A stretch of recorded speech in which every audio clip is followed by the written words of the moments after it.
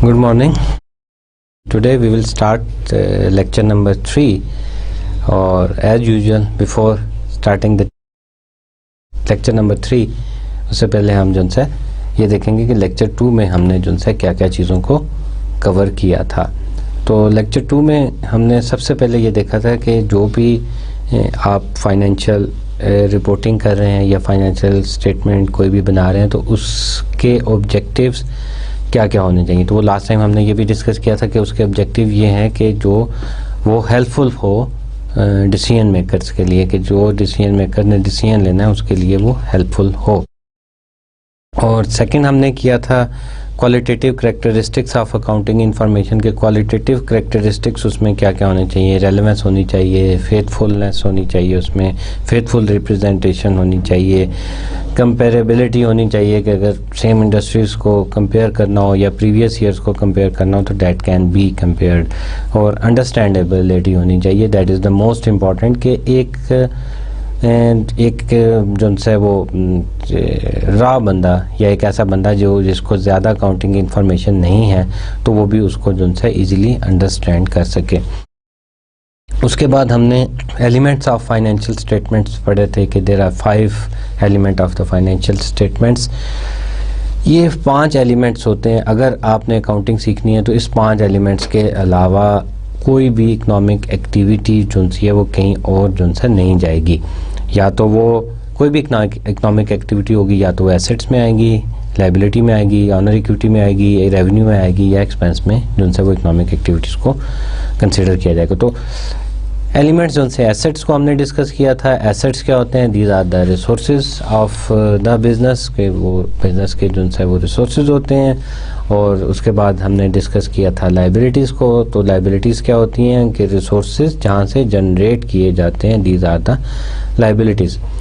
उसके बाद हमने जिक्र किया था कि ऑनर इक्विटी। ऑनर इक्विटी क्या होती है कि जो ऑनर है उसके कितने पैसे जो से इन्वेस्ट हुए हैं उस बिज़नेस में, या एसेट्स के अंदर जो रिसोर्सेज प्रोवाइड हुए हैं उसमें ऑनर्स का कितना क्लेम जो है वो है, तो उसको ऑनर इक्विटी में शो किया जाता है। देन वी स्टडीज़ रेवेन्यू, कि जो ऑपरेटिंग एक्टिविटीज़ होती हैं या जिस मकसद के लिए बिज़नेस स्टार्ट किया जाता है उससे कितने पैसे जो से कमाए गए हैं या कितना जो से कैश इनफ्लो हुआ है। और उसके बाद एक्सपेंस को डिस्कस किया था हमने थोड़ा सा कि एक्सपेंस जो से वो क्या होते हैं कि जो उन रेवेन्यू का अर्न करने के लिए जो भी एक्टिविटीज़ की जाती हैं और उसके अगेंस्ट जो भी पेमेंट्स की जाती हैं उसको रेवेन्यू जो है वो कंसिडर किया जाता है।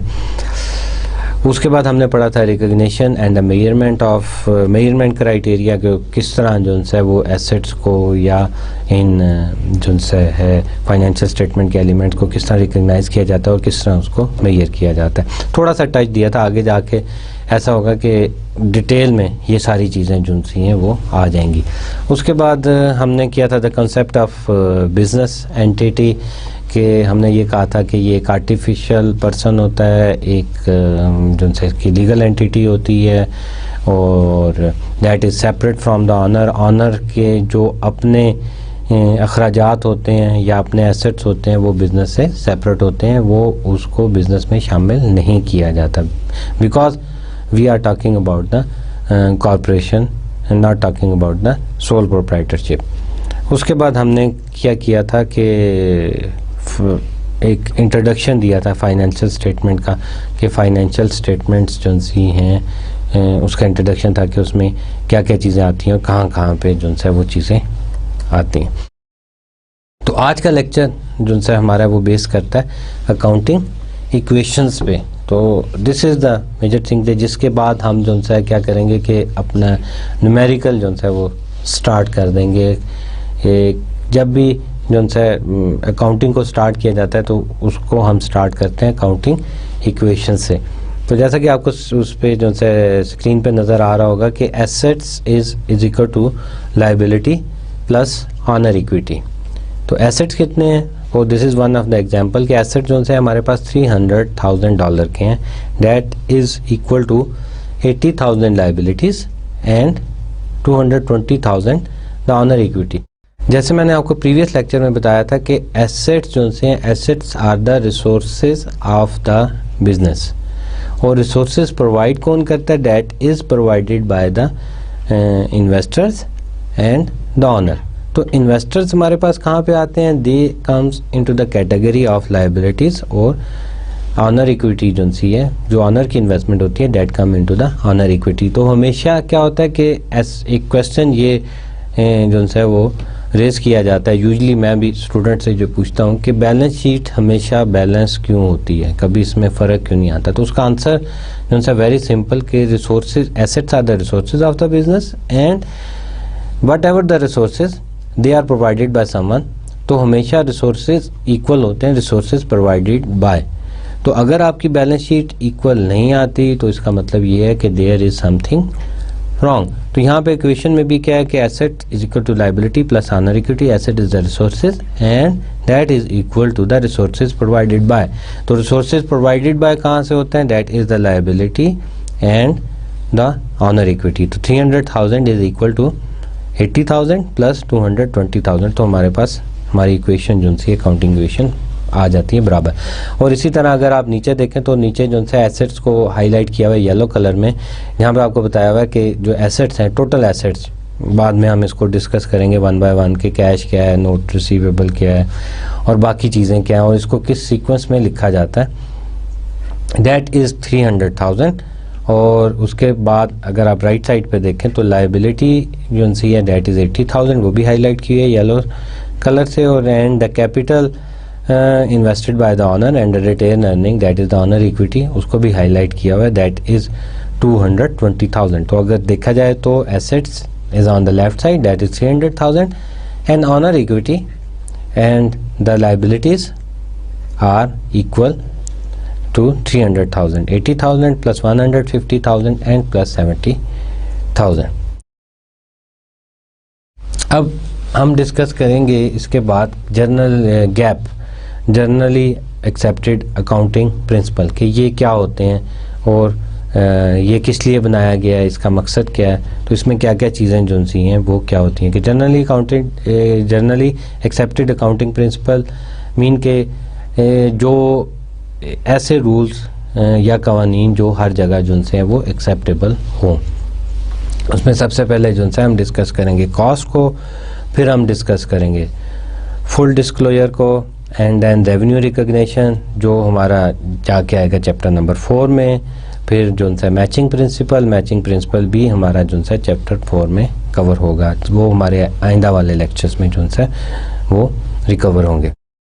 कॉस्ट प्रिंसिपल क्या होता है? Asset should be recorded at cost at the time of acquisition, कि जो एसेट्स होते हैं कंपनी के उसको रिकॉर्ड किया जाता है जब उसको ख़रीदा जाए, तो जो उसकी कॉस्ट होती है एट दैट टाइम जो भी आप अमाउंट पे करते हैं उस अमाउंट पे उसको रिकॉर्ड किया जाएगा।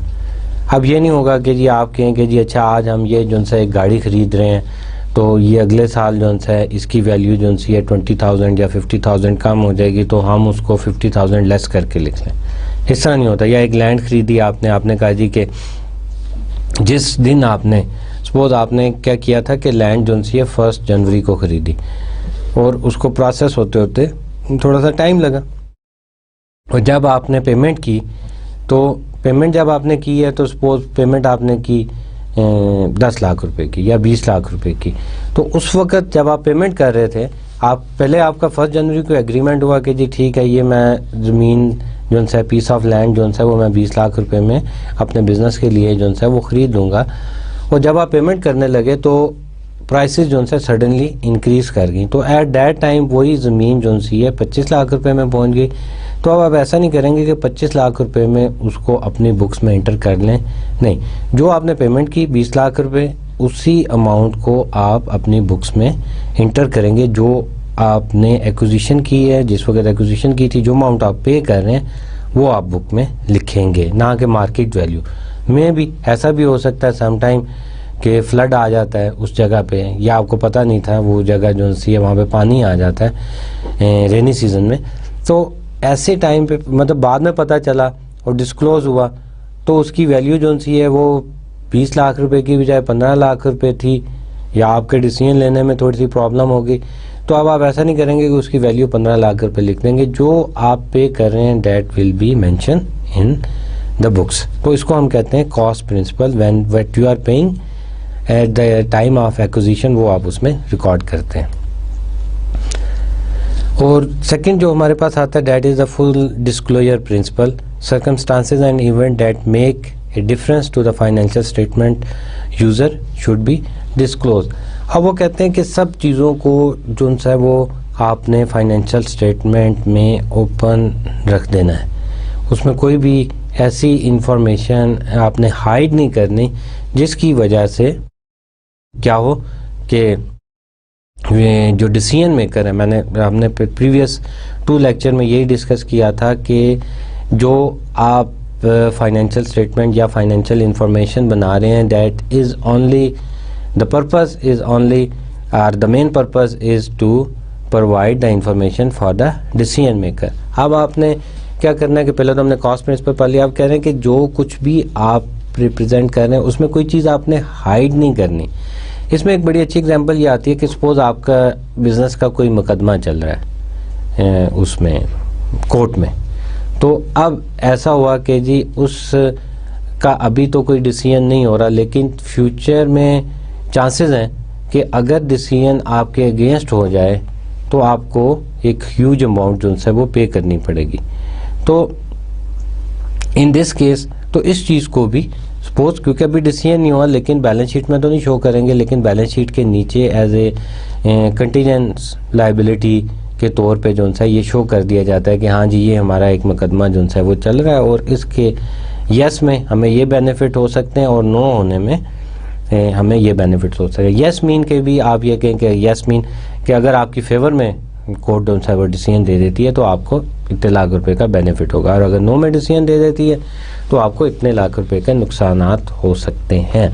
तो इसलिए सारी चीज़ें जो सी वो ओपन होनी चाहिए ताकि रॉन्ग डिसीजन जो से वो ना लिए जा सके।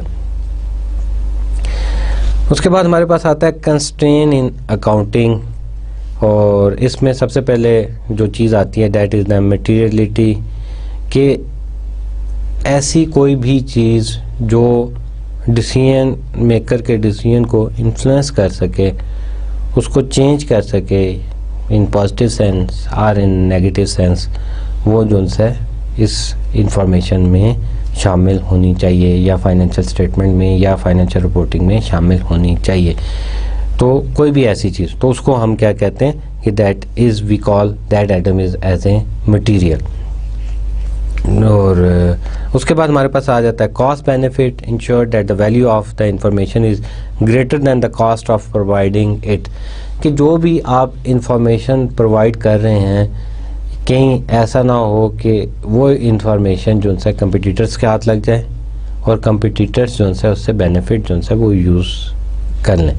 तो जो भी इंफॉर्मेशन आप प्रोवाइड कर रहे हैं तो उसको भी ध्यान रखना है आपने कि ऐसी इंफॉर्मेशन ना हो जो आपके कंपटीटर्स के पास जो है वो पहुंच जाए कि आप उससे उतना बेनिफिट ना ले सकें जितनी आपको उसकी कॉस्ट बियर करनी पड़े। सपोज आप एक प्रोडक्ट बना रहे हैं, एक नई प्रोडक्ट जो है वो लॉन्च कर रहे हैं, या आप किसी मल्टीनेशनल कंपनी है उसमें एक नई प्रोडक्ट आ रही है, तो आप अपनी उस फाइनेंशियल रिपोर्टिंग में उस नई प्रोडक्ट के बारे में जो है वो पूरी डिटेल जो है उसमें बता देते हैं। तो क्या होता है कि जो कंपेटिटर्स हैं आपके वो इस इंफॉर्मेशन को ले लेते हैं और उसी आइडिया पे जो है काम करना शुरू कर देते हैं, और मैं भी वो आप लोगों से ज़्यादा एफिशिएंट हो और आपसे ज़्यादा जल्दी जो है प्रोडक्ट मार्केट में लॉन्च कर दें। तो ऐसा करने में क्या होगा कि आपका जो है वो लॉस होगा, आपको उस स्मॉल इंफॉर्मेशन को देने की कॉस्ट जो है वो ज़्यादा बियर करनी पड़ेगी। अब हम मूव करते हैं classification of balance sheet. Balance sheet को जो है स्टैंडर्ड जो क्लासिफिकेशन की जाती है वो तीन चीज़ों में जो है उसकी क्लासिफिकेशन जो है वो की जाती है। Number 1 is the assets, number 2 is the liability and number 3 is the owner equity. तो एसेट में हमारे पास क्या क्या चीज़ें आती हैं, आर द रिसोर्सेज कौन से होते हैं जिनसे आप फ्यूचर में कैश या प्रॉफिट जनरेट कर सकें या बिज़नेस को रन कर सकते हैं, वो सारी चीज़ें रिसोर्सेज में आती हैं और उसको हम क्या कहते हैं, एसेट्स कहते हैं। तो नंबर 1 जो है करंट एसेट्स इसको वन बाय वन करके आगे हम डिस्कस करेंगे। Then long term investments, property, plant, equipment and then intangible asset जो है वो आते हैं। और ये जो जितने भी एसेट्स होते हैं ये बैलेंस शीट में लेफ़्ट साइड पे जो है वो शो किए जाते हैं। और right side of the balance sheet में हमारे पास आती हैं liabilities. Liability is the current liabilities, और उसके बाद लॉन्ग टर्म लाइबिलिटीज़, और देन उसके बाद हमारे पास आ जाता है शेयर होल्डर्स इक्विटी। तो शेयर होल्डर इक्विटी में क्या आता है, द शेयर कैपिटल के जितना ऑनर्स ने उसमें इन्वेस्टमेंट की है वो, और उसके बाद हमारे पास रिटेन अर्निंग आती है। रिटेन अर्निंग क्या होती है कि जो भी आप ऑपरेशन से पैसे अर्न किए जाते हैं, जो आप शेयर होल्डर्स को नहीं दे देते, वो अभी ऑनर्स की जो है वो जो से एक अमानत है वो बिज़नेस के अंदर जो है बड़ी होती है। तो उसको क्या किया जाता है, एज ए रिटेन अर्निंग जो है वो शो किया जाता है। अब बात करते हैं करंट एसेट्स की। तो करंट एसेट्स कौन से होते हैं, asset expected to be converted to cash or used in the business within the year. मतलब एक साल के अंदर ऐसे एसेट जो एक साल के अंदर इस्तेमाल हो जाएं, या जो है एक साल के अंदर जो है वो क्या कहना चाहिए उसको, विद इन 1 ईयर उसको कैश में कन्वर्ट हो जाए। या तो वो कैश होता है या एक साल के अंदर कैश में कन्वर्ट हो जाए, तो उनको हम क्या कहते हैं, करंट एसेट कहते हैं। जो मतलब जिनको आप क्विकली जो है वो कैश में कन्वर्ट जो है किया जा सकता है। लाइक बैंक में पैसे पड़े हुए हैं, that is the current asset. आप क्या करते हैं, आप जाते हैं बैंक में, बैंक से जो है वो कैश ले लिए, लोगों ने क्या कहते हैं आपके पैसे देने, आपने माल सप्लाई किया हुआ है, और वो अभी उनके पास पैसे नहीं, तो उन्हें 1-2 महीने का टाइम लिया हुआ है। आप क्या करते हैं, उनके पास जाते हैं, जाके पैसे जो है वो ले लेते हैं। तो these are in the current assets. और इनको कैसे लिखा जाता है, listed in the order of liquidity. Liquidity mean कि उसको कितनी जल्दी कैश में कन्वर्ट किया जा सकता है।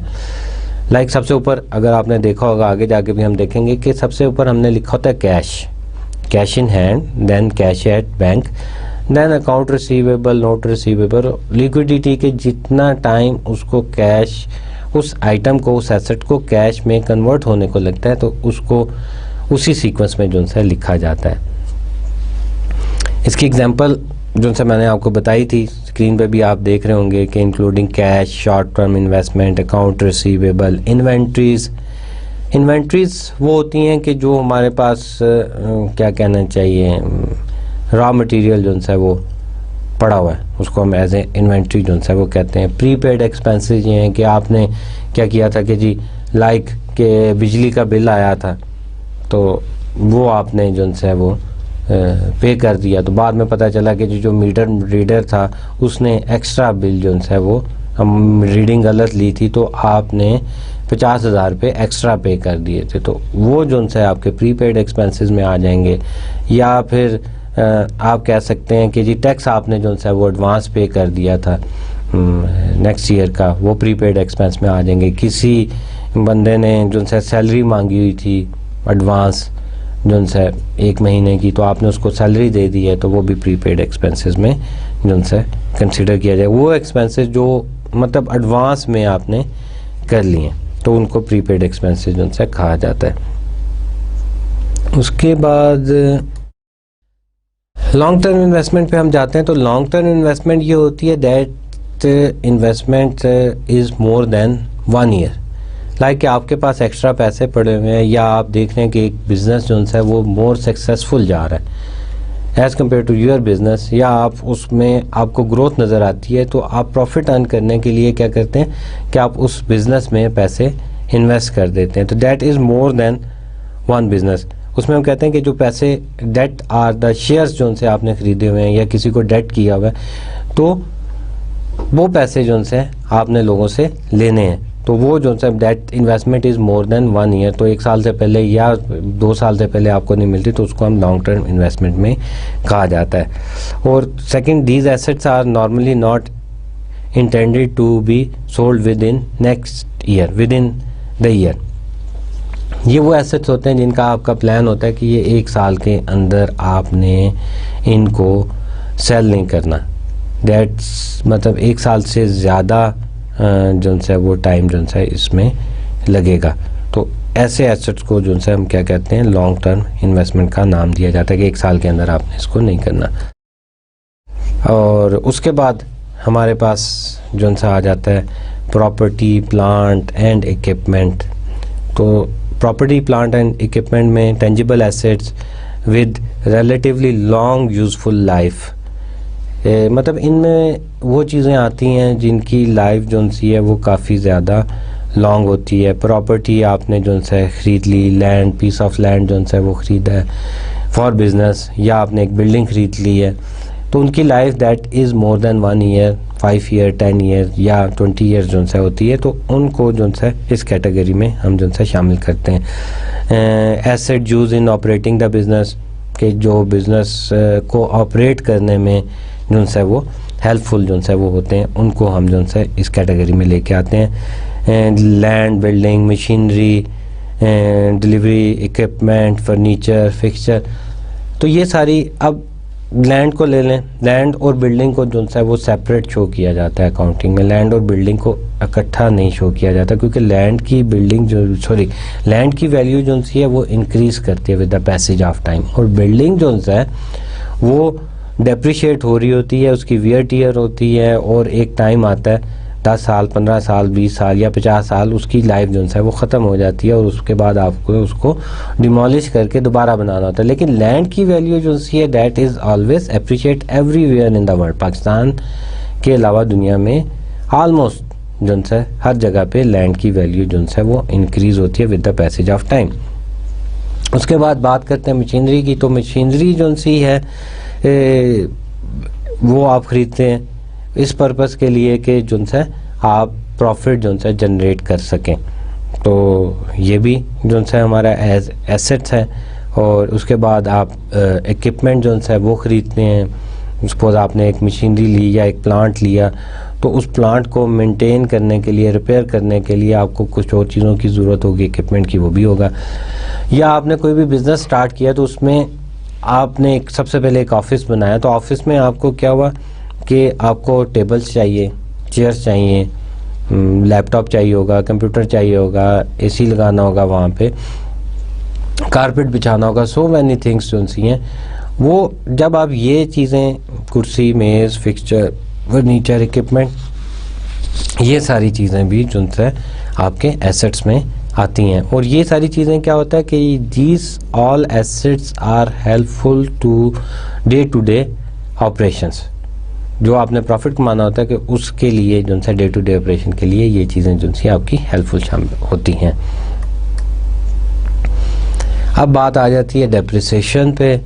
तो जब आपने एसेट एक ख़रीद लिया है तो उसको जब आप इस्तेमाल करेंगे, या उस एसेट की एक लाइफ तो होगी, उस लाइफ के बाद जो सा इस एसेट ने क्या करना है कि ये ख़त्म हो जाना है, या उसकी वैल्यू जो सी है वो ज़ीरो हो जाती है।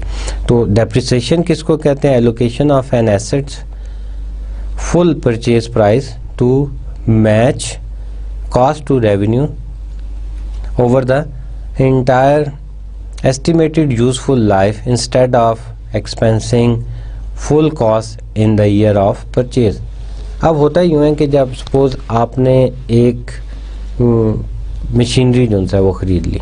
अब जब आपने मशीनरी ख़रीदी तो आपने मशीनरी सपोज़ कि आपने 5 लाख रुपए की मशीनरी खरीदी।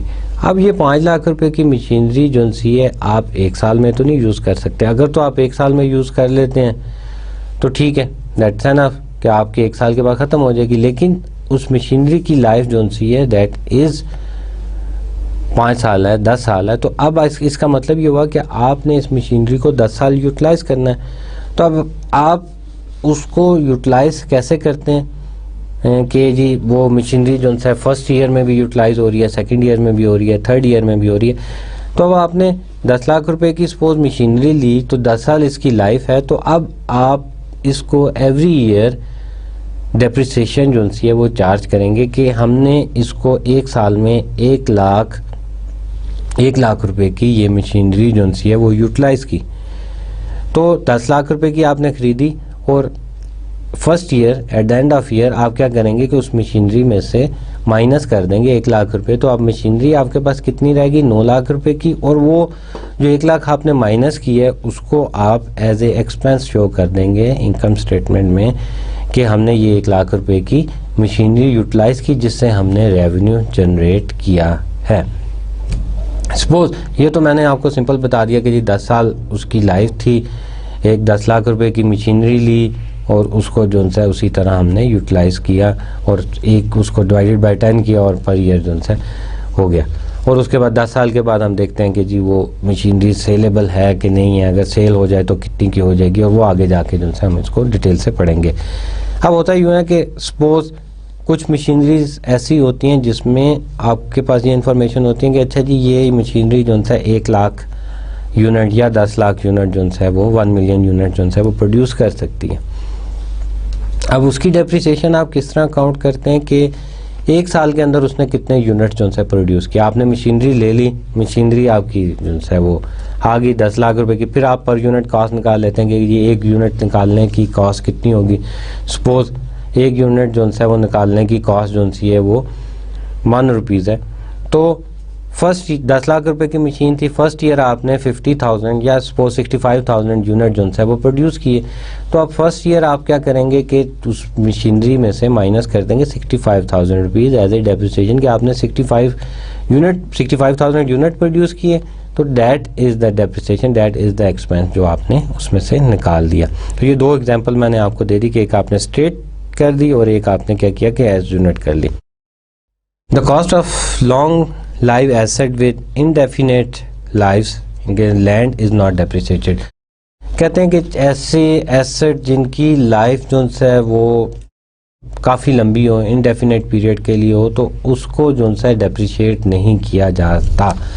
लाइक लैंड की एक एग्जांपल है कि लैंड को डेप्रिशिएट नहीं किया जाएगा, लैंड हमेशा अप्रिशिएट ही होती है। तो इसलिए जिसकी लाइफ इनडेफिनेट पीरियड के लिए हो तो उसको डेप्रिशिएट जो है वो नहीं किया जाता। आगे हमारे पास आ जाती है अकामुलेटेड डेप्रिसिएशन।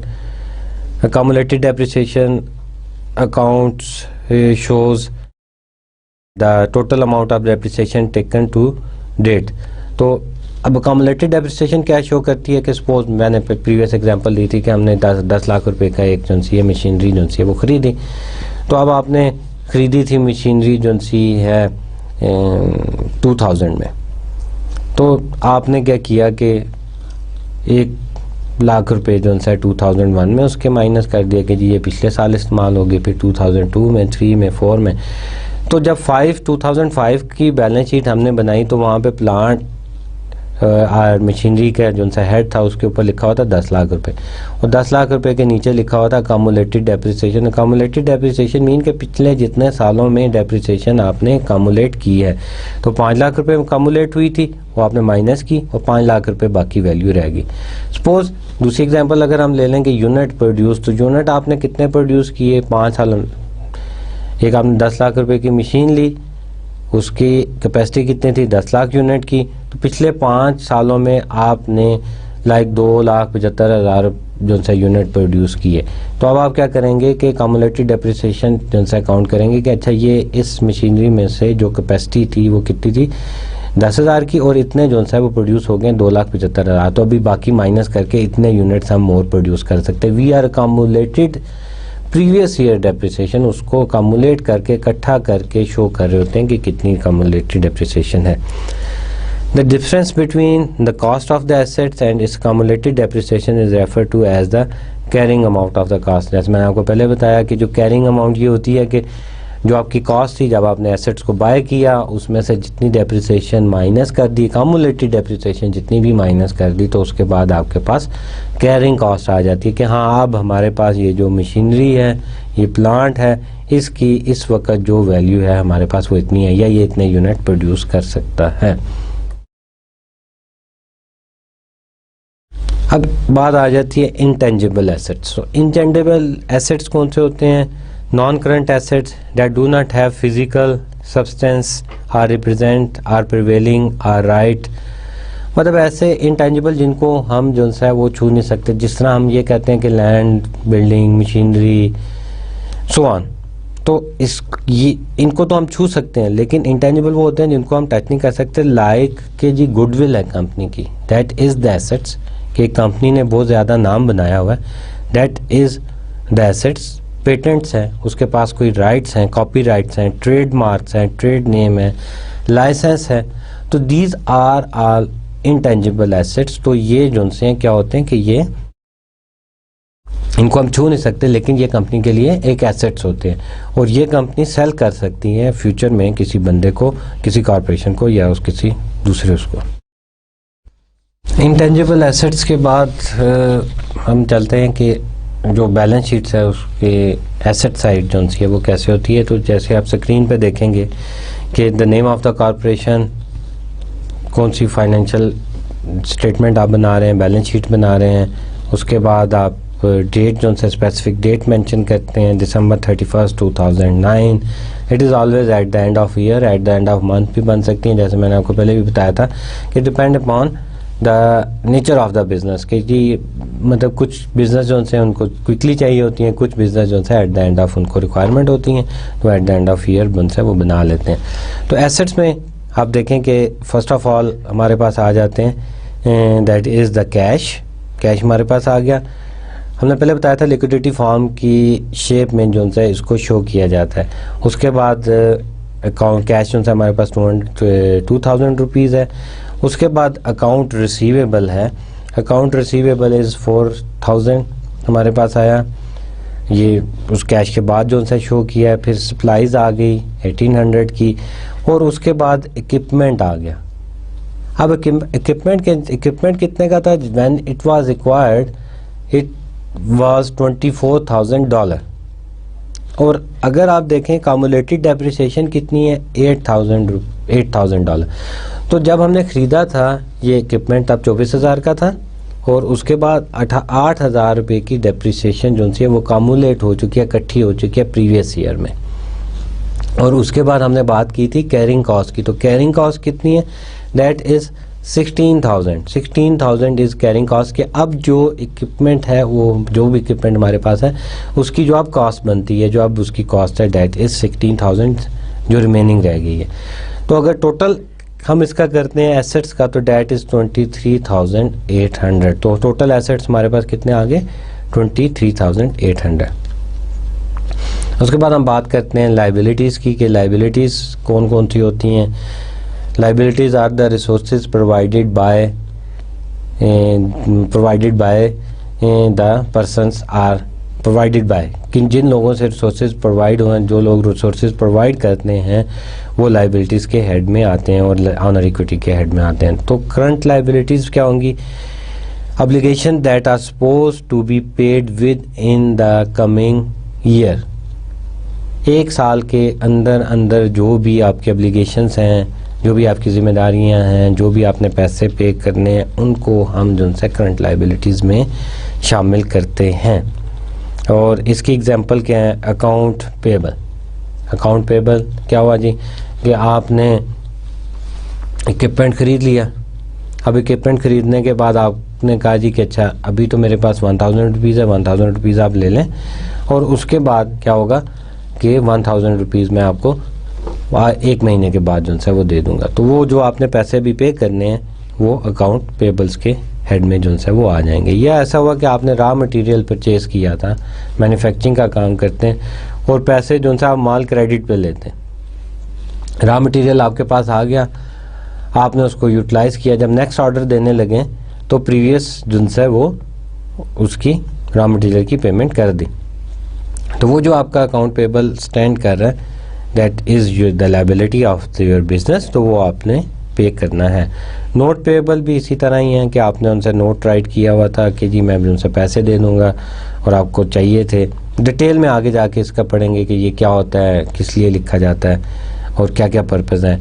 इंटरेस्ट पेबल के आपने जो है वो लोगों ने इन्वेस्टमेंट की हुई थी आपके बिज़नेस में, तो उस पर आपका जो अभी इंटरेस्ट जो आपने पे करना है अभी तक आपने पे नहीं किया, ड्यू था, आउटस्टैंडिंग था, विद इन 1 ईयर टू जो है विद इन 1 ईयर 1 साल के अंदर जो आपने पे करना है वो भी आप इसमें लिखेंगे, या वो जो है क्या कहते हैं करंट लाइबिलिटीज़ के अंदर जो है वो आता है।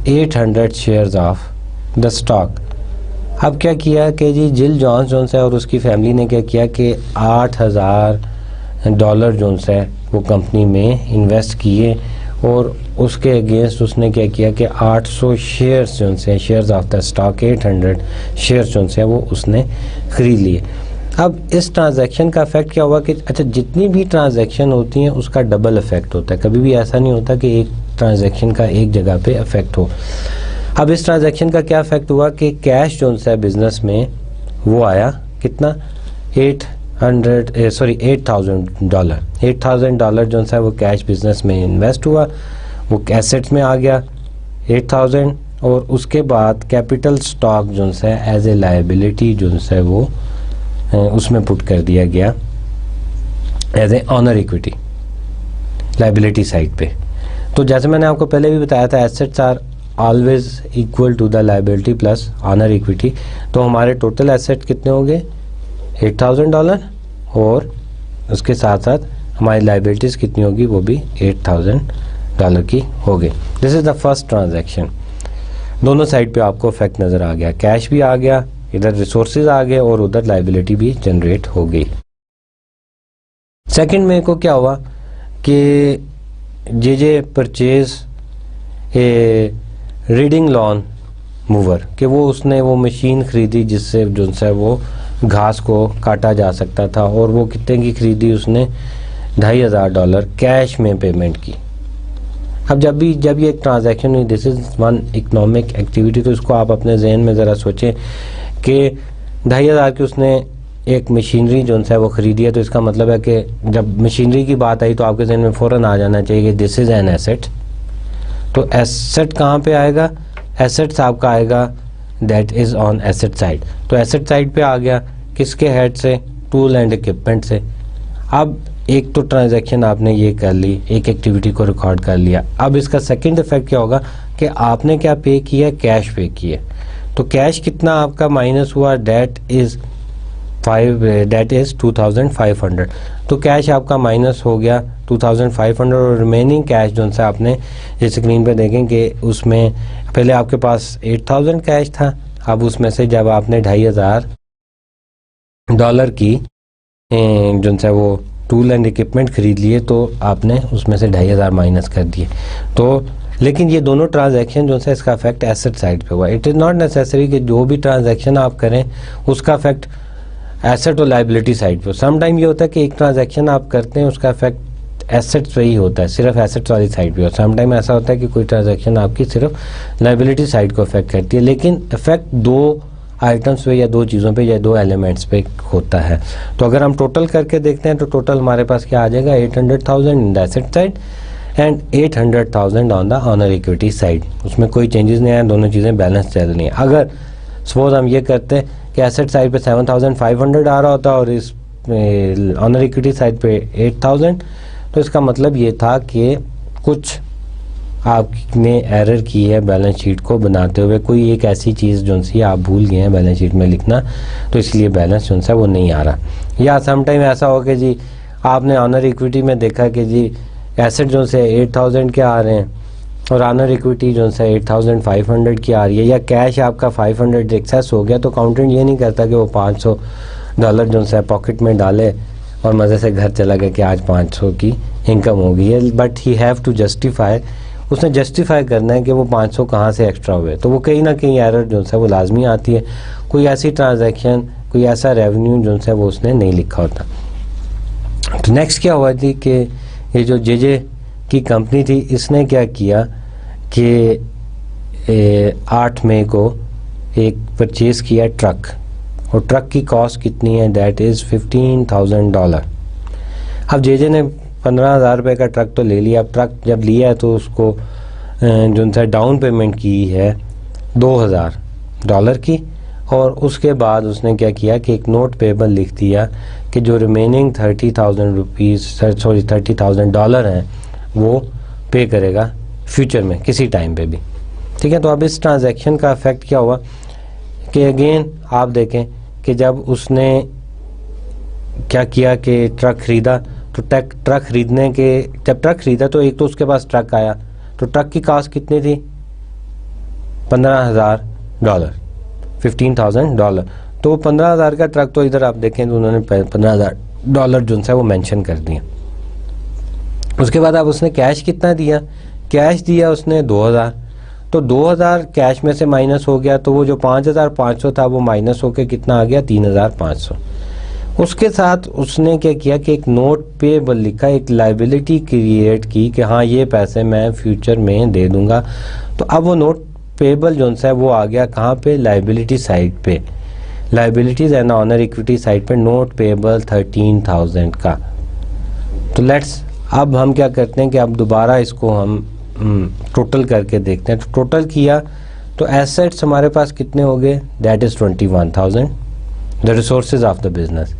और resources provided by mean liabilities and the owner equity, तो that is again 21,000। It's mean we are going right, कि हमने अभी तक कोई ऐसी गलती नहीं की जिसकी वजह से हमारी बैलेंस शीट इक्वल ना आ रही हो।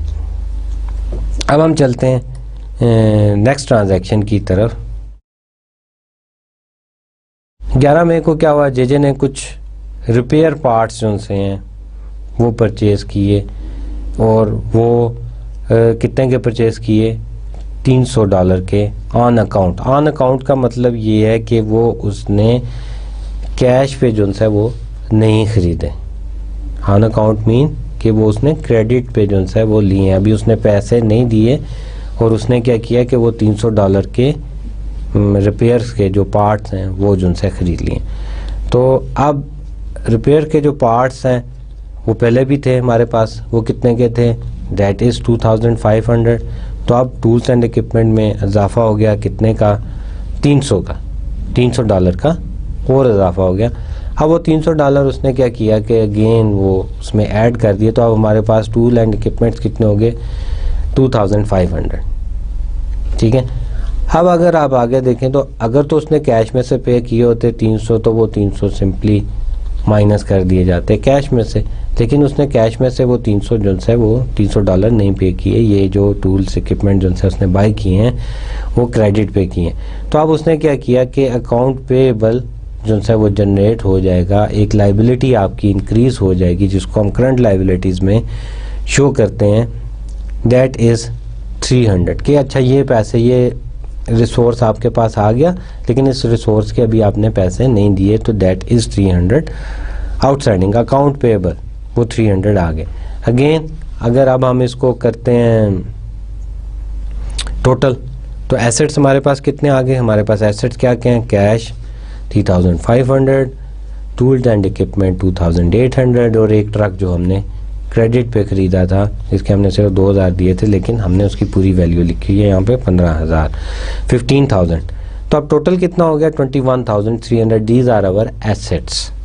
लाइबिलिटी साइड पे जाते हैं, लाइबिलिटीज़ कौन सी हैं, 13,000 जो ट्रक के अभी हमने देने हैं, उसके बाद 300 अकाउंट पेएबल जो हमने अभी रिपेयर पार्ट्स खरीदे थे वो, तो लाइबिलिटीज़ हमारी कितनी होगी, 13,300। और ऑनर ने अभी तक कितने इन्वेस्ट किए थे, $8,000। अभी तक उसमें कोई चेंज नहीं है कि ऑनर ने कोई प्रॉफिट अर्न नहीं किया, और ना ही ऑनर ने कोई और पैसे जो है बिजनेस में इन्वेस्ट किए, तो वो उतने ही रहेंगे 8,000। तो 13,300 plus 8,000 that is 21,300। Again assets are equal to the liability. Next transaction की तरफ चलते हैं। अब आगे जाके जो है वो जिल को जो है वो रियलाइज़ हुआ कि वो जो उसने चीज़ें ख़रीदी थी वो कुछ ज़्यादा ख़रीदी थी, जो रिपेयर पार्ट्स ख़रीदे थे वो ज़्यादा थे, उसको 300 के नहीं ख़रीदने चाहिए थे, वो कुछ ज़्यादा ख़रीद लिए थे उसने। मतलब कहने का ये है कि उसको 50% ख़रीदने चाहिए थे, तो वो उसको ज़्यादा देर नहीं लगी। 18 मई को उसको रियलाइज़ हुआ कि वो उसने ज़्यादा ख़रीद लिए थे, और उसने क्या किया कि उसको सेल कर दिया ABC लॉन कंपनी के। वो एक और ABC कंपनी है, उसको क्या किया कि वो जो 300 वाले खरीदे थे उसमें से हाफ 50% जो है वो उसने उसको सेल कर दिए, बेच दिए कि अच्छा ये इक्विपमेंट मेरे इस्तेमाल में नहीं आने लगा, ये मैंने पैसे फजूल इन इक्विपमेंट्स में लगा दिए हैं, ये आप जो है वो ख़रीद लें। उसकी बात हुई ABC कंपनी को, उसने ABC कंपनी को वो जो है दे दिए, और ABC कंपनी ने क्या कहा कि अच्छा ठीक है मैं इक्विपमेंट जो है आपसे ले लेता हूँ, लेकिन पैसे जो सा मैं अभी नहीं दूंगा, उसको मैं 30 दिन के अंदर अंदर आपको वो पैसे दे दूंगा। अब क्या हुआ, एक तो जब आपने इक्विपमेंट खरीदे थे तो क्या था कि जी वो आपका एसेट इंक्रीज हुआ था। अब इक्विपमेंट आप सेल कर रहे हैं तो इसका मतलब है आपका जो सा एसेट डिक्रीज हो रहा है। तो अब वो जो जिस हेड में आपने शो किया था टूल्स एंड इक्विपमेंट में, वहाँ से आपने 150 माइनस कर दिए। 150 जब माइनस हो गए तो अब आपने उसको दे दिए। उसके बाद आपके पास कैश आना चाहिए था। अगर कैश आ जाता तो सिंपली आपने क्या करना था कि कैश को बीच में ऐड कर लेना था। जो 3500 आपका कैश अभी 3500 शो हो रहा है, तो आप सिंपली ऐड कर लेते तो वो कितना हो जाना था 3650। लेकिन अभी वो उसने क्या कहा, थोड़ा सा चालाक था, उसने कहा जी कि अभी मैं आपको पैसे जो है वो नहीं दूंगा, इसको 30 डेज जो है मैं इसमें लूँगा। तो आपने क्या किया कि अकाउंट रिसीवेबल शो कर दिया 150 के। सेम अगर आप प्रीवियस ट्रांजैक्शन को देखें तो उसमें क्या हुआ था कि आपने इक्विपमेंट ख़रीदा था, आपने पैसे नहीं दिए थे, तो आपने क्या शो कर दिया था अकाउंट पेबल। अब आपने वो इक्विपमेंट बेच दिया, एक्सेसिव था आपके लिए, आपकी ज़रूरत के ज़्यादा था। आपने क्या किया कि उसको बेचा और पैसे आपको नहीं मिले, तो आपने अकाउंट रिसीवेबल शो कर दिया कि अकाउंट रिसीवेबल मीन कि अभी आपने पैसे उनसे लेने हैं। अगेन अगर आप देखें तो क्या होगा कि एसेट्स कितने आ रहे हैं 21,300 और लाइबिलिटीज़ कितनी आ रही हैं 13,300। ऑनर इक्विटी 8,000, उसमें कोई चेंज नहीं आया। 21,300 हमारे पास टोटल आ गए। तो एसेट्स हमारे पास इक्वल आ गए हैं लाइबिलिटीज़ के। नेक्स्ट ट्रांजैक्शन पे चलते हैं। अच्छा, 25 मई को 18 मई को उसने पार्ट्स बेचे थे किसको, एबीसी कंपनी को। तो एबीसी कंपनी ने क्या किया कि 25 मई को जो भी पार्ट्स बेचे थे उसमें से 50% जो है $75 जो है वो वापस दे दिए। उन्होंने कहा जी ठीक है, मेरे पास पैसे आ गए हैं, अब आप ये $75 जो है वो ले लें। तब वो $75 आपके पास आए तो आपके पास कैश आ रहा है। आपने क्या किया कि $75 को कैश में ऐड कर दिया। 3,500 थे, उसमें आपने कैश $75 ऐड किया तो 3,575 आपके पास आ गए। और अब अकाउंट रिसीवेबल आपके डिक्रीज़ किए थे, अब आपने बाकी कितने लेने हैं 150 में से आपने 75 माइनस कर दिए, तो अब आपके पास बाकी जो बचे हैं दैट इज़ 150 नहीं है, आप 75 माइनस करेंगे दैट इज़ 75। तो अब अकाउंट रिसीवेबल आपका 75 रह गया। बाकी इसमें एसेट्स में और लाइबिलिटीज़ में कोई चेंज नहीं हुई। टोटल अगर आप कर लेते हैं तो 21,300 इस साइड पे आ गए और 21,300 उस साइड पे आ गए। तो ये बहुत चीज़ें जो सी दोनों चीज़ें जो सी हैं वो आपकी बराबर हो गई हैं। नेक्स्ट ट्रांजैक्शन पे चलते हैं। अच्छा, आगे 28 मई को क्या हुआ कि जी अच्छा जे को भी कुछ ख्याल आया कि यार जो उसने इक्विपमेंट्स लिए थे उसको जो है $300 के जो इक्विपमेंट्स के जो पार्ट्स लिए थे जिसको हमने टूल्स एंड इक्विपमेंट्स में शो किया था, हमारे पास एक एसेट्स आया था, तो उसके पैसे जे ने भी जो है वो देने थे। तो अब उसने क्या किया कि चलो मैं भी 28 मई को टाइम पूरा हो गया तो मैं थोड़े से पैसे जो है उसमें से भी दे देता हूँ। तो अब वो 300 के लिए थे, उसने भी क्या किया कि 50% जो है उसकी पेमेंट कर दी। $150 जो है उसने क्या किया कि अकाउंट पेबल के हेड में से पे कर दिया। अब $150 उसने पे किया तो लाजमी बात है कि आपका कैश जो है वो $150 कम होगा। तो $150 कैश कम हो गया। वो जो 3,575 था उसमें से $150 आपने माइनस किए तो आपके पास कितने रह गए $3,425 कैश आपके अभी हैंड में है, क्या कैश आपके बैंक में है। और बाकी अगर हम दूसरी साइड लाइबिलिटी पे जाएं तो लाइबिलिटी आपकी क्या हुई, रिड्यूस हो गई। 300 की थी, $300 की थी, अब वो लाइबिलिटी आपकी रिमेनिंग रह गई है 150 की। तो अब अकाउंट पेएबल जो है that is now 300 minus 150, remaining कितना रह गया 150। तो अगर अगेन हम फिर दोबारा एसेट्स और लाइबिलिटी का टोटल करते हैं तो दैट इज़ 21,000। अभी थोड़ी सी चेंज आ गई है, पहले हमारा जो सा था वो ये अमाउंट नहीं आ रही थी। अगर अब हम इसको चेक करते हैं तो दैट इज़ 21,000। पहले हमारा लास्ट उस ट्रांजैक्शन पे 21,300 आ रहा था, अब क्या हुआ कि एसेट भी हमारे डिक्लाइन कर गए और लाइबिलिटी भी हमारी डिक्लाइन कर गई है। अगर प्रीवियस स्लाइड पे जाएं तो प्रीवियस स्लाइड में क्या होता है 21,300। अब अगर आप देखें तो दैट इज़ 21,150।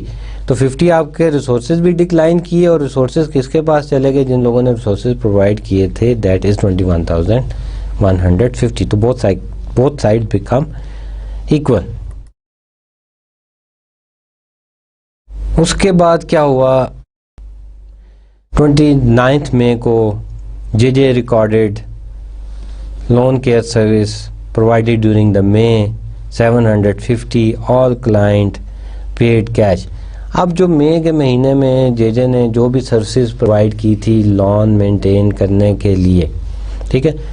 अब इसमें ये देखें कि ये एक सर्विसिंग कंपनी है जो सर्विस प्रोवाइड कर रही है। हमने लेक्चर नंबर 1 में पढ़ा था कि टाइप ऑफ बिजनेस पढ़े थे आपको, अगर आपको याद हो, रिपीटेड मैन्युफैक्चरिंग बिजनेस था, मर्चेंडाइजिंग था और सर्विस था। तो ये एक ऐसी कंपनी जेजे ने बनाई है जो आपको सर्विस प्रोवाइड कर रही है कि लोन आपने अगर अपने घर का मेंटेन करना है तो उसमें आपको कोई प्रॉब्लम नहीं है, जेजे से कांटेक्ट करें, वो आके पर वीक या जिस तरह का भी उसका एग्रीमेंट होगा वो आपके लोन को मेंटेन करेगा और at the end of month you have to pay. जिस तरह ये वही एग्जांपल है, ये तो गोरों की एग्जांपल है। जिस तरह हमने क्या किया होता है कि एक माली को रखा होता है, ठीक है, तो वो तो माली अनपढ़ होते हैं, उन्होंने कोई कंपनी बनाई नहीं होती। तो वो पढ़ा लिखा बंदा होता है तो वो क्या करता है कि वो कंपनी बना लेता है और उसमें सारी चीज़ों को रिकॉर्ड करता है। तो आप एक माली को हायर कर लेते हैं और कहते हैं कि जी I will give you the 500 rupees for 1 month, per month 500 दूंगा, आप आएँ, इनको पौधों को देखें, इनको मेंटेन करें, इनको खाद वगैरह डालें, जो कुछ भी करना है। तो इसी तरह जेजे ने भी यही काम किया हुआ, लेकिन जेजे जो है वो गोरा है और पाकिस्तान में जो है वो गोरे नहीं होते। तो यहाँ पे गोरे ने क्या किया कि जी वो रिकॉर्ड किया है एक महीने में जितने भी उसने सर्विसेज प्रोवाइड की थी और उसके सारे क्लाइंट अच्छे थे, उन्होंने $750 जो है उसको पे कर दिए। तो $750 जो है $750 जो है वो कैश में पे हुआ, तो 750 जो है कैश इंक्रीज कर गया। उसके बाद अब दिस इज़ द अर्निंग किसकी होगी, that is the earning of owner की अर्निंग होगी। तो वो क्या हो जाएगा कि रिटेन अर्निंग में 750 जो है वो आ जाएंगे, 750 रिटेन अर्निंग में आ जाएंगे। अभी हम सिर्फ इस चीज़ को, आपके जहन में ये भी आ रहा होगा कि दिस इज़ द रेवेन्यू, तो रेवेन्यू को तो हम इनकम स्टेटमेंट में जाके शो करते, ठीक है। तो अभी हम यहाँ पे क्या कर रहे हैं, तो अभी हमने इनकम स्टेटमेंट को नहीं छेड़ा, अगले लेक्चर्स में जाके हम उसको भी देखेंगे कि यार उसमें क्या क्या चीज़ें आ रही हैं।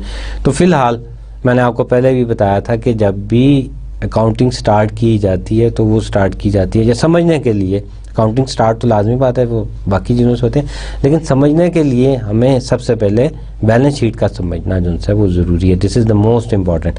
अगर ये हमें समझ आ जाती है तो उसके बाद बाकी जो हमारे एलिमेंट्स हैं उनको समझने में हमें कोई प्रॉब्लम नहीं होगी। अच्छा, बात हो रही थी कि जेजे की जितने भी सर्विस थी उसके पैसे जो है आपके पास आ गए, 750 रुपये आए, आपने कैश आपका इंक्रीज़ हुआ और रिटेन अर्निंग जो है वो इंक्रीज़ हुई। अब उसके बाद आप दोबारा अगर नज़र डालें एसेट्स पे, तो एसेट जो हैं वो जो लास्ट टाइम हमारे 21,150 थे, अब इंक्रीज़ करके 21,900 हो गए हैं। एसेट्स 21,900। और अगर लाइबिलिटी साइड पे जाएं तो लाइबिलिटीज़ जो सी हैं वो इंक्रीज़ नहीं हुई, 13,150 हैं। और ऑनर इक्विटी पे नज़र डालें तो ऑनर बिकम हैप्पी कि $8,000 $8,000 उसने इन्वेस्ट किए थे और एक महीने में उसको कितना जिनसे अर्निंग हुई 750। तो टोटल लाइबिलिटी साइड अगर देखें owner liability plus owner equity, तो दैट इज़ 21,900।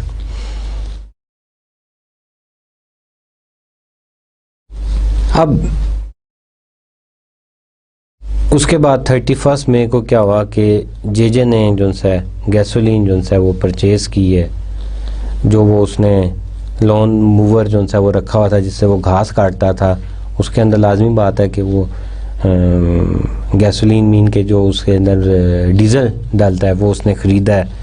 अब वो डीज़ल जो है उसने ख़रीदा है, वो एक तो उसके अंदर वो जो मशीन चला रहा है इलेक्ट्रिकल मशीन है, उसको जो है वो डीज़ल से चलाएगा या पेट्रोल उसके अंदर डालेगा, और उसके साथ साथ उसने ट्रक के लिए जो है वो पेट्रोल जो भी ख़रीदा था मई के अंदर ऑन May 31, वो पता चला कितना जी, वो $50 जो है उसने एक्सपेंस किया था।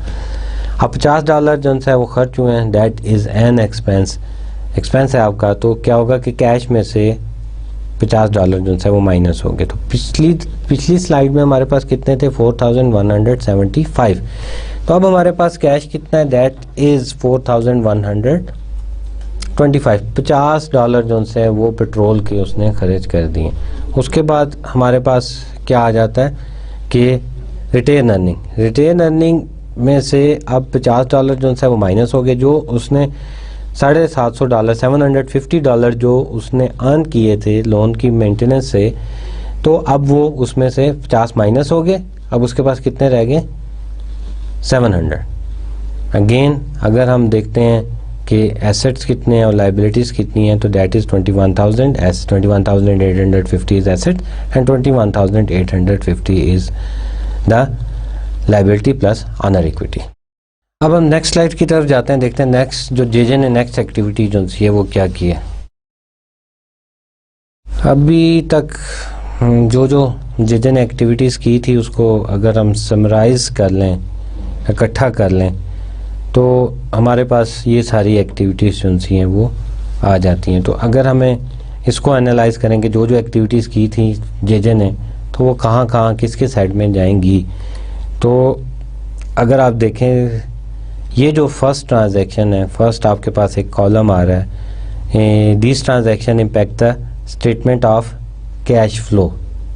जो फर्स्ट जिसमें कैश लिखा हुआ है, ये ट्रांजैक्शन जो सी हैं, ये अगर आपको नज़र आ रहा होगा स्क्रीन पे देखें कि ये सारी ट्रांजैक्शन जो सी हैं, these effect are impact on the statement of cash flow. ये कैश फ्लो की स्टेटमेंट पे जाके इनका इम्पैक्ट होगा, इसका असर होगा। और ये जो ट्रांजैक्शन रिटेन अर्निंग की हैं, ये कहाँ पे जाएंगी, ये जाएंगी इनकम स्टेटमेंट में। This transaction impact the income statement. ये जो at the end on retain earning की हैं, रिटेन अर्निंग में अगर आपको याद हो $750 आए थे, उसमें से 50 जो है वो पे कर दिए थे गैसोलीन के लिए, पेट्रोल खरीद लिया था, और 700 जो है वो बाकी बच गए। Let's prepare the income statement and statement of cash flow for JJ Loans Care Company for the month of May 2003। तो अब हम इसके क्या करते हैं, इनकम स्टेटमेंट जो है वो बनाते हैं, और उसके साथ जो है स्टेटमेंट ऑफ कैश फ्लो जो है वो बनाते हैं। मई में जो सी भी एक्टिविटीज़ जो है जेजे ने की थी। तो जेजे की जो इनकम स्टेटमेंट है, सबसे पहले हम लिखेंगे जेजे लोन केयर सर्विस, जो उसकी कंपनी का नाम है। उसके बाद हम इनकम स्टेटमेंट के बारे में लिखेंगे कि जी हम कौन सी स्टेटमेंट बना रहे हैं, इनकम स्टेटमेंट बना रहे हैं, इनकम स्टेटमेंट लिखेंगे। फॉर द मंथ एंडिंग, किस महीने की बन रही है, that is the May 31 May 2003। तो 2003 में कौन सी इनकम स्टेटमेंट। अच्छा, अब इनकम स्टेटमेंट में क्या किया कि जी हमने लिखा द सेल्स रेवेन्यू, कि सेल्स क्या हुई है, सर्विसेज जो प्रोवाइड की उसने, उससे उसने क्या रेवेन्यू जनरेट किया, दैट इज़ 750। और उसके बाद एक्सपेंस कितने थे, ऑपरेटिंग एक्सपेंस में हम लेके जाएंगे गैसोलीन को, जो उसने फ्यूल जो सा ख़रीदा है, पेट्रोल या डीजल जो भी था, तो वो 50 का उसने परचेज़ किया। तो हमारे पास नेट इनकम क्या हुई, दैट इज़ $700 जो सा उसकी जो सा नेट इनकम हुई। Investment by the payment to the owner are not included on the income statement. के इनकम स्टेटमेंट में जो investment by and payment to the owner, income statement में हम जो भी इन्वेस्टमेंट ऑनर को पेमेंट करते हैं या ऑनर ने पेमेंट की होती है बिजनेस में, वो इनकम स्टेटमेंट में शो नहीं की जा सकती।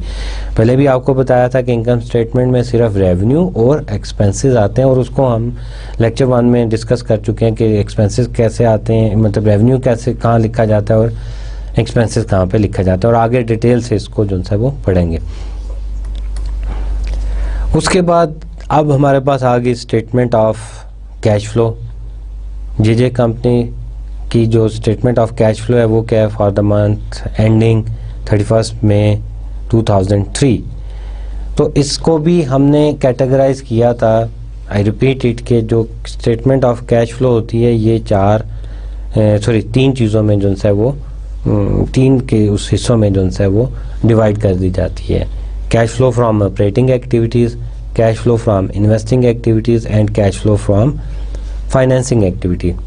तो ऑपरेटिंग एक्टिविटीज़ में क्या कौन सी एक्टिविटीज़ शामिल होती हैं कि जो ऑपरेशन से कैश जनरेट किया जाता है या ऑपरेशन में कैश जो है वो या पैसे जो है वो खर्च किए जाते हैं, वो आपकी ऑपरेटिंग एक्टिविटीज़ में आ जाता है। तो अभी आप देखें कि जी cash flow from operating activities, cash receive from revenue transaction, जो कैश आपके पास आया, अभी तो हमारे पास एक जगह से आया था या जो भी हमारा उस मंथ में आया था, तो दैट इज़ 750। तो अगर टोटल ये 1000 होता तो हम 1000 लिख देते, 2000 होता तो 2000 लिख देते। उसके बाद इस कैश को जनरेट करने के लिए कितने एक्सपेंसेस जो है वो हुए हैं, उस कैश को जनरेट करने के मतलब जो कैश एक्सपेंसेस हुए हैं जिसमें कैश इन्वॉल्व था, जिसमें कैश पे किया गया है, तो cash paid for these operating activities that is 50। तो उसके बाद net cash provided by operating activities that is $700। तो $700 जो है वो ऑपरेटिंग एक्टिविटीज़ ने प्रोवाइड किए हैं। तो अगर हमारा कैश जनरेशन जो सी है वो कम होती या कैश रिसीव कम होता और एक्सपेंस ज़्यादा होता, तो फिर ये 700 की बजाय ये अमाउंट नेगेटिव में शो हो जाती। तो उसमें कैश प्रोवाइडेड नहीं आएगा, तो फिर कैश पेड होगा by the operating activities. Second हमारे पास आ जाता है investing activities, cash flow from investing activities. तो इन्वेस्टिंग एक्टिविटी जैसे प्रीवियस लेक्चर में हमने डिस्कस किया था, बल्कि फर्स्ट लेक्चर में हमने डिस्कस किया था कि इन्वेस्टिंग वो होती है कि जिसमें आप एसेट्स को परचेज़ करते हैं, रिसोर्सेज को परचेज़ करते हैं या उन एसेट्स को सेल कर दिया जाता है। अब लोन मूवर्स को जो है वो परचेज़ किया गया था, उसकी कॉस्ट कितनी थी, 2500 आपने परचेज़ किया था, तो कैश जो है वो आपने पे किया था उसको परचेज़ करते हुए। तो वो आप ब्रैकेट में जो अमाउंट शो हो रही होती हैं वो नेगेटिव को शो करती हैं कि कैश जो है आपका आउटफ्लो है, और जो ब्रैकेट में नहीं होती वो कैश इनफ्लो को शो करती हैं। Purchase of the lawn mower, वो आपने जो है परचेज़ किया था कितने का, 2500 का। और उसके बाद मतलब ट्रक जो है वो आपने परचेज़ किया। अब यहाँ पे आप ये बात नोट करें कि ट्रक जो है उसकी कॉस्ट कितनी थी, $15,000, राइट। तो आपने कैश कितना पे किया था, जितना आपने कैश पे किया था, as we are making the statement of cash flow, तो जितना कैश आपने पे किया था उतना हम सिर्फ जो है इसमें लिखेंगे। हम 15,000 नहीं लिखेंगे, वी पेड ऑनली 2000, तो 2000 हमने इसमें मेंशन कर दिया और वो हमने ब्रैकेट में मेंशन कर दिया। अब उसके बाद क्या हुआ था कि जी collection of sale of repair parts, तो बल्कि इससे पहले जो है पेमेंट ऑफ रिपेयर पार्ट्स जो है वो थी, लेकिन हमने रिपेयर पार्ट्स ख़रीद लिए थे लेकिन उसको पेमेंट नहीं की थी, तो इसलिए हमने उसको बाद में रखा, क्योंकि हमने पार्ट्स पहले ख़रीदे थे लेकिन पेमेंट उसकी बाद में की थी। पेमेंट्स ऑफ रिपेयर पार्ट्स आपने क्या किया था कि अगर आपको याद हो कि जेजे ने $300 के जो है वो पार्ट्स ख़रीदे थे, बाद में उसको रियलाइज़ हुआ कि ये $300 जो है वो ज़्यादा हैं, तो इसको ऐसा कर लिया जाए कि कम कर लिया जाए। तो उसने वो कम करके जो है 150 के ABC कंपनी को जो है वो सेल कर दिए थे, और ABC कंपनी ने कुछ दिनों के बाद उसको $75 जो है वो पे किए थे। तो वो हमने यहाँ पे एज कैश इनफ्लो जो है मेंशन कर दिया इन इन्वेस्टिंग एक्टिविटी, कि आपने एसेट को सेल किया और उसको सेल करके आपके $75 जो है वो आए। उसके बाद क्या हुआ था कि थोड़े दिनों के बाद आपने भी क्या किया कि वो रिपेयर पार्ट्स जो ख़रीदे थे उसकी पेमेंट कर दी। तो अब वो 300 के ख़रीदे थे, आपने 150 की पेमेंट की, तो पूरे 300 तो नहीं लिखेंगे आप, जो कैश आप पे करेंगे वो आपने लिख दिया। Payment for the repair part 150 वो नेगेटिव में चला गया।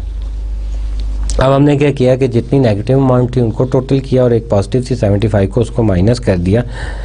तो net cash used by investing activities वो हमारे पास कितना आया, 4575 4775 जो है this is the net cash use by investing activities के हमने जो भी रिसोर्सेज परचेज किए हैं उन सब का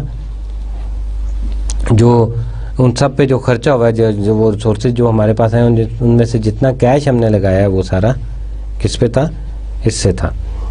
उसके लिए हमारे पास $4575 खर्च हुए हैं। उसके बाद हमारे पास थर्ड वन आ जाता है cash flow from financing activities. Financing activity मैंने ये बताया था कि जो पैसा आपके पास बिजनेस में आ रहा होता है, दो लोग बिजनेस में इन्वेस्ट करते हैं, number one is the owner and number second is the creditors, जो आपको चीज़ें उधार पे देते हैं या पैसे बिजनेस में इन्वेस्ट करते हैं।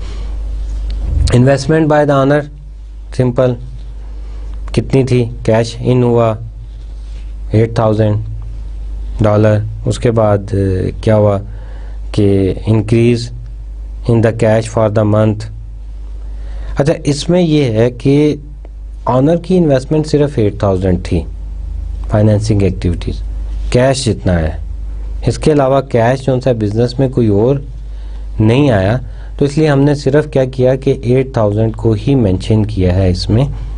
उसके अलावा हमने कोई चीज़ जो है ना, किसी क्रेडिटर्स ने आपको पैसे दिए हैं, चीज़ें जो खरीदते हैं दैट इज़ समथिंग सेपरेट, लेकिन जो आपके पास कैश में आता है वो एक्टिविटीज़ जो सी हैं वो फाइनेंसिंग एक्टिविटीज़ में आती हैं।